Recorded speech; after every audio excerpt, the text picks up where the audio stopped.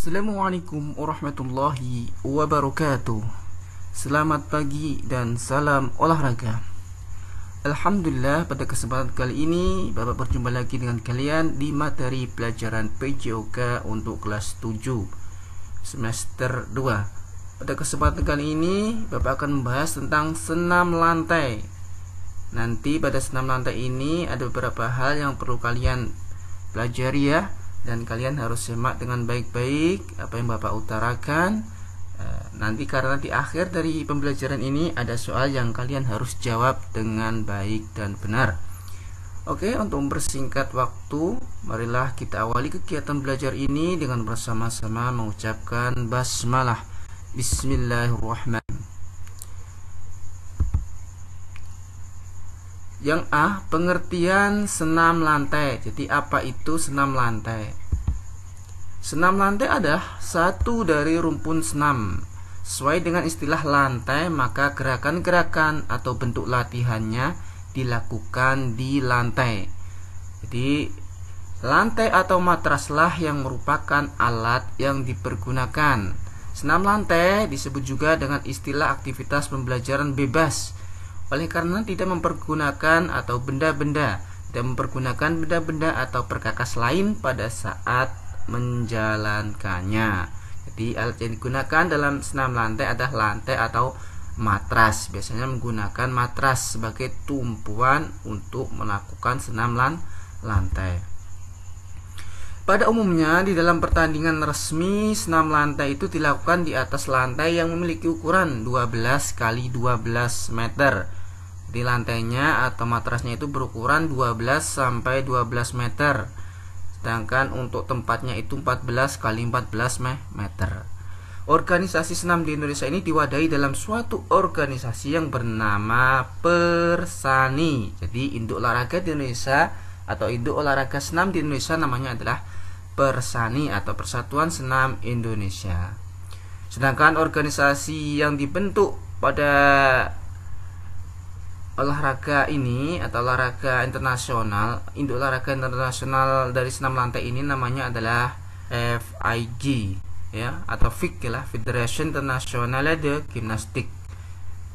Jadi kalau induk olahraga senam di Indonesia namanya Persani, sedangkan induk dari olahraga senam internasional namanya FIG, Federation Internationale de Gymnastique. Dan tempat untuk melakukan senam lantai, jadi tempatnya untuk melakukan senam lantai itu bukan di lapangan atau di dalam gedung atau di gor, tapi namanya adalah gimnasium ya, ingat ya, gimnasium. Nah, gimnasium kan berasal dari bahasa Yunani ya, gimnastik, jadi artinya adalah telanjang.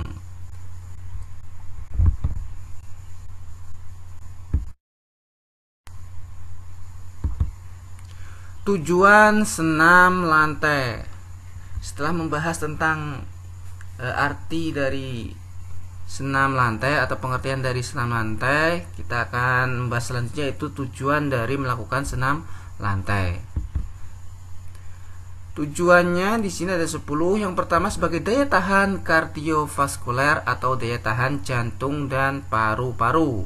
Kemudian yang kedua adalah daya tahan otot. 3. Kekuatan otot. Tujuan keempat adalah kelentukan atau flexibility. Kelima adalah komposisi tubuh. Keenam kecepatan gerak. Ketujuh kelincahan. Kedelapan keseimbangan. 9 kecepatan reaksi. Dan 10 koordinasi. Itulah 10 dari tujuan dari melakukan senam lantai. Sedangkan manfaat melakukan aktivitas senam lantai ini dibagi menjadi 2. Yang pertama atau A, itu manfaat fisik. Senam adalah kegiatan utama yang paling bermanfaat untuk mengembangkan komponen fisik dan kemampuan gerak. Melalui berbagai kegiatannya, siswa akan berkembang daya tahan ototnya, kekuatan, power, kelentukan, koordinasi, kelincahan, dan keseimbangan. Itulah manfaat dari melakukan senam lantai secara fisik. Sedangkan yang B atau yang kedua ini manfaat mental dan sosial. Ketika mengikuti senam, siswa dituntut untuk berpikir sendiri tentang pengembangan keterampilannya. Siswa harus mampu menggunakan kemampuan berpikirnya secara kreatif melalui pemecahan masalah-masalah gerak. Yang B, aktivitas pembelajaran senam lantai. Yang pertama kita akan membahas tentang guling depan atau forward roll ya. Guling depan. Rolling depan atau yang kita kenal dengan gerakan guling ke depan merupakan berguling ke depan dengan bagian belakang badan, tengkuk, punggung, pinggang, serta pinggul bagian belakang. Jadi urutan-urutannya ketika kalian melakukan guling depan atau roll depan itu adalah pertama adalah yang kena duluan ke matras adalah bagian tengkuknya, bukan kepala ya, tapi tengkuk atau kepala bagian belakang. Kemudian setelah tengkuk punggung, setelah punggung pinggang serta panggul. Nah, secara teknis roll depan ini bisa dilakukan dengan menggunakan dua cara, yakni dengan menggunakan teknik awalan berdiri dan juga menggunakan teknik awalan jongkok. Maka kita akan bahas satu persatu, yaitu dua teknik melakukan roll depan. Yang pertama atau A itu aktivitas pembelajaran guling depan dari sikap awalan jongkok. Perhatikan pada GIF tersebut ya, video tersebut atau gambar tersebut. Nah, ini merupakan aktivitas guling depan dari sikap jongkok. Kalau sikap jongkok di sini diperhatikan ya. Kita mulai pertamanya itu awalnya pasti jongkok. Nah, sikap jongkok seperti ini, kemudian mengenai ini mengguling. Ingat yang perlu diperhatikan dalam guling itu adalah di mana posisi dagu ini menempel pada dada dan posisi tubuh itu harus bulat. Karena namanya roll ini harus melingkar, jadi nggak boleh kotak, ini bahaya. Jadi harus melingkar atau bulat, sehingga nanti dapat melakukan yaitu guling depan secara baik dan benar. Nah, ini posisi awalnya seperti ini, yaitu jongkok, kemudian dia mengenai, nah ini punggung, nah ini terakhir, nah sini belakang, kemudian sikap lagi seperti ini, nah, berdiri. Nah, ini adalah merupakan aktivitas yaitu guling depan dari sikap jongkok.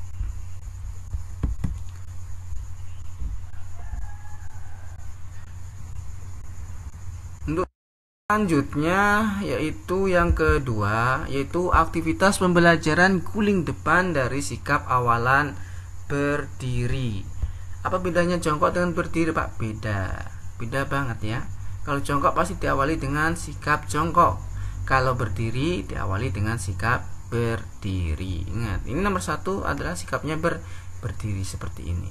Nah, kemudian yang kedua ini adalah jongkok, yaitu meletakkan kedua tangan ke lantai atau ke matras. Kemudian yang ketiga ini guling. Nah, sekali lagi Bapak tekankan bahwa untuk mencapai gulingan yang baik, maka ketika tengkuk kalian ke bawah mengenai matras ini harus juga perlu diingat bahwa dorongan kedua tangan ini sangat menentukan kualitas dari nanti guling, apakah nanti ke samping atau lurus. Nah, makanya ketika mengguling maka kedua tangan tersebut didorong dengan sekuat tenaga tuh, dan dimana posisi dagu harus menempel pada dada dan bentuk gulingannya harus melingkar seperti. Yang ketiga ini, yang keempat seperti ini.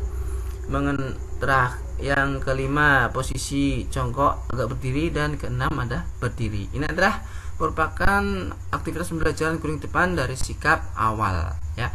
Kalau jongkok diawali dengan jongkok, kalau berdiri diawali dengan berdiri. Nah, lebih jelasnya seperti ini.